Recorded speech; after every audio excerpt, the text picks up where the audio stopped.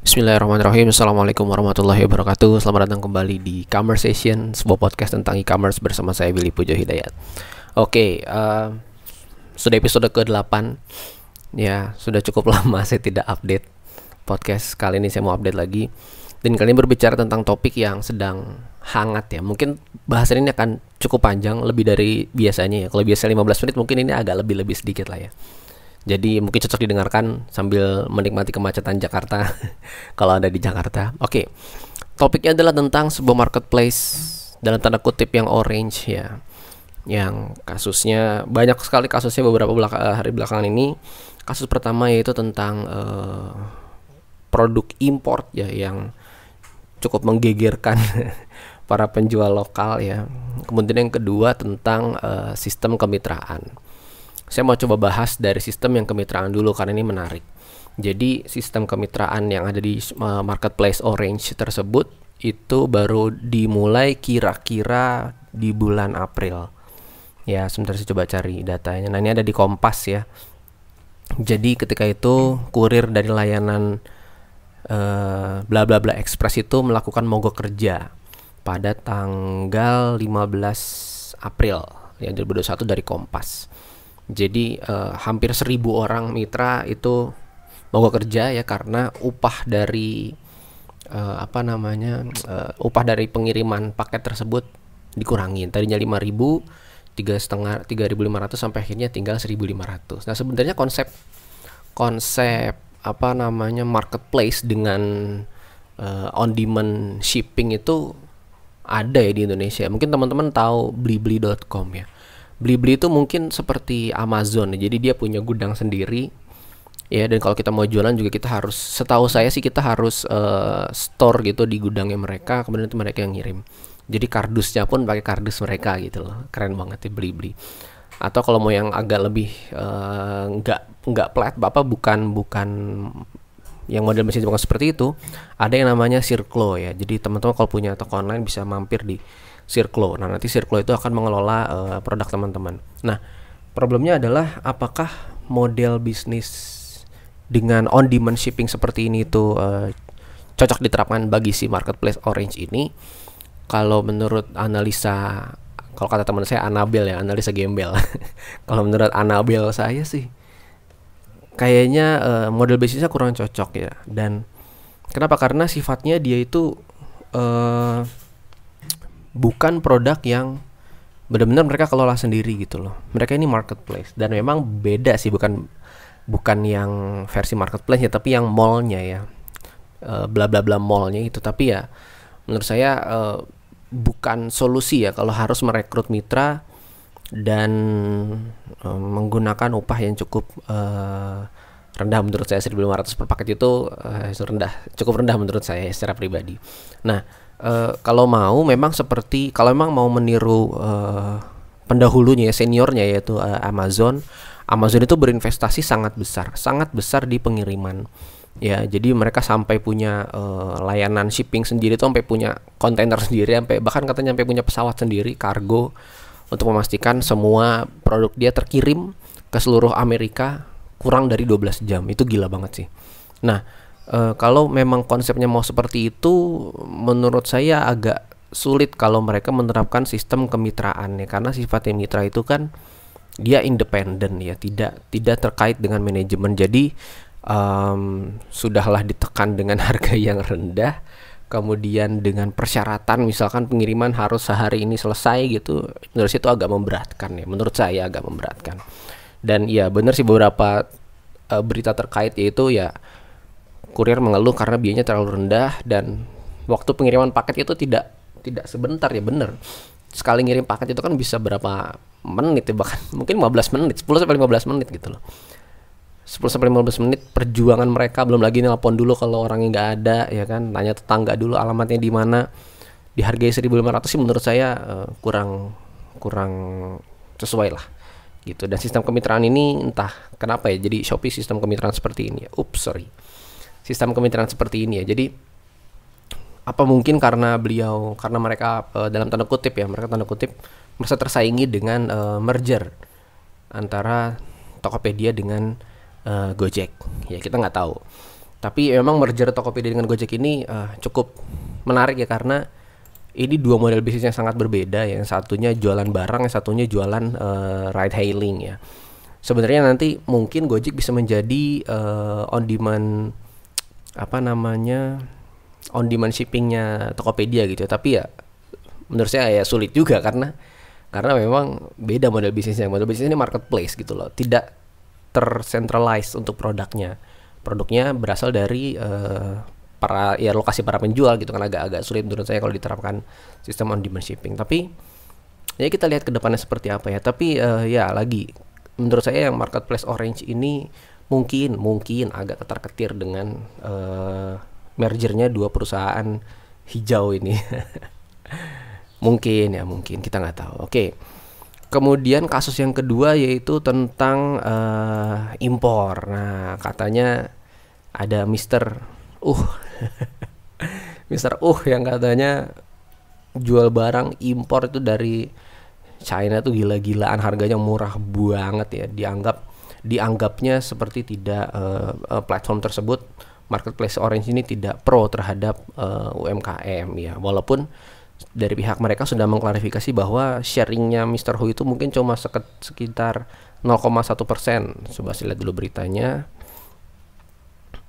Nah ini, manajemen pastikan penjual Mr. Hu hanya 0,1% di marketplace tersebut. Nah, ya 0,1%-nya berapa? 0,1%, tapi kalau jual rugi ya kita rugi juga gitu sebagai UMKM ya pegel juga gitu loh kalau mereka jualan, apalagi jual produk-produk yang overlapping gitu, kayak mungkin baju ya kan, kain, terus peralatan perlengkapan handicraft or something gitu loh, yang benar-benar bukan lagi intersection, makan overlapping dengan produk-produk lokal yang dijual oleh marketplace oleh pengusaha lokal gitu loh. Nah itu sebenarnya problem juga gitu, karena datanya menurut Kementerian Perindustrian kalau nggak salah itu 90% malah katanya, 90% produk yang masuk itu. Jadi katanya produk lokal yang muter di marketplace itu cuma 10% ya. Waduh, problem juga ya. Kenapa ya? Apa karena kita kekurangan produk creator? Ayo jadi produk creator semuanya ya, ikut kelasnya Mas Jaya. Mas Jaya Setiabudi ya. Dari apa biasanya, dari penjual menjadi businessman. Wah. Dari produsen menjadi product owner. Wah, itu cari di YouTube. Bagus banget videonya ya, dari Mas Jaya Setiabudi, You Business. Oke, lanjut. Jadi kalau kita bicara tentang wah ini marketplace ini produknya impor-impor aja nih gitu kan. Marketplace ini yang hijau produknya juga kayaknya nggak jauh-jauh beda gitu kan. Muter-muter aja di Indonesia domestik ya.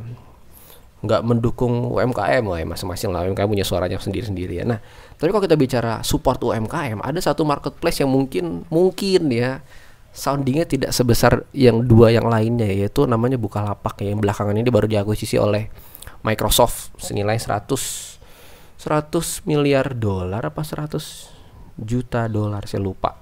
Pokoknya mereka dapat suntikan dana dari Microsoft yang nilainya fantastis ya, lumayan. Oke, ya dari Bukalapak itu sebenarnya Bukalapak punya fitur yang sangat mendukung UMKM, namanya Buka Global. Ya saya nggak tahu, begitu tahu kabar ini saya pun langsung antusias itu, wah mantap juga nih. Ini saya buka websitenya yaitu bukalapak.com tentang Buka Global ya. Jadi ya walaupun hanya pelapak terpilih ya, karena mungkin ada ketentuan ekspor yang agak ketat ya. Tapi penjual ini kita bisa menjual ke beberapa negara di Asia, yaitu Malaysia, Singapura, Brunei, Hong Kong, dan Taiwan. Ini yang kalau marketplace yang Orange atau yang sebelah itu mendatangkan produk dari luar, Buka Global ini justru mengirim produk kita keluar gitu. Ini menurut saya revolusioner banget gitu. Tapi kenapa ya nggak di sounding gitu? Kenapa ya? Saya juga bingung juga ya. Apa yang membuat Buka Global ini tidak dilirik ya? Maksudnya soundingnya tidak sebesar yang lain gitu loh. Kemana sih Bukalapak nih? Ini kalau digenjot ini dahsyat banget nih. Nggak tahu ya, mungkin mereka ya lagi ya. Kalau menurut saya analisa saya pribadi yaitu kekurangan produk ya. Kita nggak tahu pengamatan saya. Jadi saya rasa kita kekurangan produk yang bisa kita ekspor keluar gitu loh. Mostly ya bisnis online lah dari sudut pandang saya lah. Itu senangnya tuh jual produk yang udah ada gitu. jarang mau produksi. Ya bener, karena produksi itu memakan waktu dan biaya yang cukup besar ya menurut saya. Istilahnya kita keluar mungkin 10-20 juta baru ketemu satu produk yang cakep gitu, yang bagus gitu. Itu pun mungkin sudah apa istilahnya ya, sudah baru benar-benar siap itu mungkin di kisaran 10-20 jutaan, apalagi produk Anda makanan gitu kan, yang benar-benar unik itu, nggak sekedar makanan asal jadi terus dibungkus gitu, enggak, yang benar-benar makanan yang unik, yang betul-betul bisa berkompetisi gitu di luar. Itu ya emang butuh uang dan butuh waktu yang cukup lama, dan menurut saya sih UMKM kita belum sampai ke sana gitu loh, masih sekedar menjadi penjual karena sifatnya menjual produk yang sudah ada gitu loh. Kalau bisa kita push lagi mereka untuk create produk, itu menurut saya menarik. Seperti kata Mas Jaya di videonya tuh, impor boleh, tapi impor bahan-bahan untuk produksi itu bagus. Saya setuju. Misalkan kayak pembuat mesin sablon gitu, mesin sablon mah banyak ya. Apa ya? Contohnya gitulah.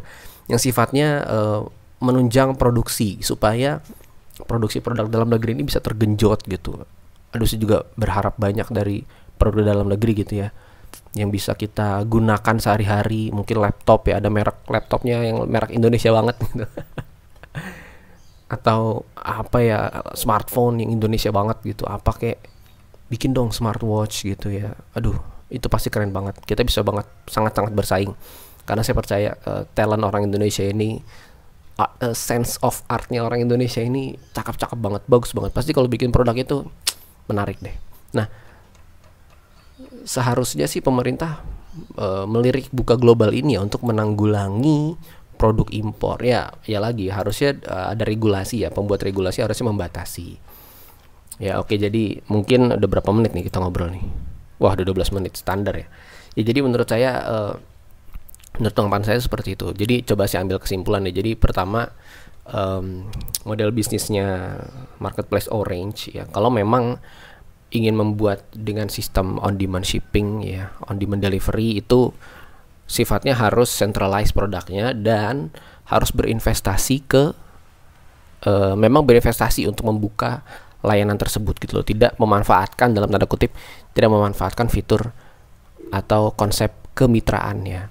Karena menurut saya kemitraan itu bukan solusi, karena ya memang mungkin mereka butuh, ya toh mereka juga pasti butuh, mereka juga pasti ya benar gitu, siapa sih yang nggak butuh duit gitu loh. Tapi konsepnya tidak seperti itu. Kalau memang mereka mau, kalau memang kalian ya, saya berbicara kepada kalian, kalau memang kalian ingin membuka layanan seperti itu, bukalah yang baik, bukalah, berinvestasilah gitu. Mending kalian akuisisi satu jasa pengiriman gitu loh, akuisisi aja, bayar investasi berapa sih, paling berapa miliar gitu, investasi di sana, dan menurut saya itu lebih baik. Jadi kalian nanti model bisnisnya ada beberapa sisi ya, bersaing dengan marketplace, kemudian bersaing dengan toko online. Jadi kompetitor kalian nanti ada Tokopedia dan kawan-kawannya, ada juga Blibli dan kawan-kawannya gitu ya. Memang Blibli sendiri centralized gitu produknya. Nah, untuk yang kedua terkait import ini, memang harus dari pihak pembuat kebijakan itu harus memberikan regulasi yang cukup ketat gitu, yang memang membatasi impor dari produk-produk yang siap pakai gitu. Itu mungkin dari pihak UMKM keberatan dengan itu. Dan seharusnya jangan cuma ditahan, tapi dari dalam keluar ini harus kerannya itu dibuka gitu loh. Istilahnya, kamu mau ngapain, ekspor apa, ekspor ini, ya udah gampang. Mungkin dokumennya cuma cukup 1 lembar aja gitu. Atau mungkin cuma sekedar ngisi form keluar gitu, nggak apa-apa. Yang penting ada pabriknya di Indonesia gitu misalnya, itu nggak masalah. Ya mungkin pabrik Indonesia, terus cukup bikin sertifikat kelayakan untuk diekspor, udah jalan gitu loh. Maksud saya dipermudah kerannya. Jadi keran masuknya kita persempit, keran keluarnya kita perlebar. Itu bisa menjadi solusi dari problem mengenai importan seperti ini ya. Nah, Kemudian pemerintah juga bisa bekerja sama dengan layanan buka global dari Bukalapak, atau mungkin ada marketplace lain dengan konsep yang sama. Menarik menurut saya ya. Tolong beberapa marketplace besar gitu. Tolong buka konsep yang sama seperti ini gitu ya, memberikan kita wadah untuk mempromosikan produk kita sampai keluar gitu loh. Reach-nya sampai keluar gitu loh. Jangkauannya sampai keluar, itu keren banget. Ya. Walaupun beberapa produk kita sudah keluar, itu betul banyak ya, tapi ya UMKM ini masih istilahnya masih anak-anak ya, masih anak kecil ya, masih perlu dipandu, masih perlu dikasih tahu jalannya, oh begini tuh, oh begitu tuh gitu loh. Dan teman-teman UMKM juga berpikirnya, ayo kita berpikir sebagai businessman gitu, sebagai seorang pembisnis yang mau berinvestasi, yang berpikir jangka panjang, tidak berpikir bulan ini saya dapat berapa gitu. Ya jangan begitu juga. Ya benar, boleh dah cari keuntungan boleh, tapi berpikirnya juga agak diperpanjang sedikit. Kita ngatur short term, mid term, dan long term strateginya tuh harus ada gitu loh, harus sesuai, harus proper gitu, supaya kita benar-benar jadi bisnis, jadi brand yang sustain, dan akhirnya mungkin bisa menguasai market share Indonesia untuk produk yang teman-teman tekuni sendiri. Oke, mungkin itu aja dari saya sebagai pembuat podcast conversation ya. Saya agak terganggu kalau ada yang membahas tentang e-commerce gitu, saya merasa tergelitik untuk membahas gitu ya. Jadi mungkin ini sebagai bentuk pertanggungjawaban saya terhadap isu-isu e-commerce yang sedang hangat di masyarakat ya. Oke, mungkin itu aja dari saya. Sorry kalau kepanjangan episode kali ini ya. Jangan lupa follow, kalau Anda dengerin dari Spotify, dari Google Podcast, follow ya. Bisa ngobrol sama saya di willimai.name_podcast, atau silakan ke willimai.name aja, nanti situ ada tombol untuk podcastnya dan ada tombol untuk artikel-artikel yang saya tulis di blog saya. Oke, itu aja, terima kasih. Jangan lupa bagi yang podcast ini kalau merasa bermanfaat. Terima kasih. Wassalamualaikum warahmatullahi wabarakatuh.